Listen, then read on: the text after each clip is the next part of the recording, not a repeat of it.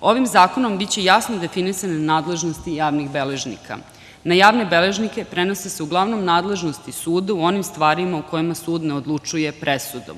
To su nadležnosti u vanparničnom postupku, sem onih specijalnih, na primer sastavljanje i potvrđivanje sadržine ugovora o doživotnom izdržavanju, o imovinskim odnosima između supružnika, vanbračnih partnera i drugo. Sačinjeni u obliku javnobeležničkog zapisa imaće istu dokaznu snagu kao da su sačinjeni u sudu ili pred drugim državnim organom.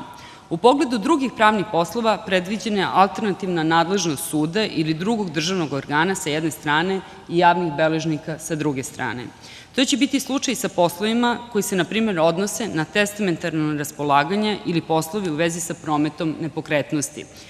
Kod javnog beležnika građani će moći da sačine testament, ugovor o raspolaganju nepokretnostima, pokretnim stvarima, da daju nasledničku izjavu, izjavu o priznanju očinstva i druge pravne poslove.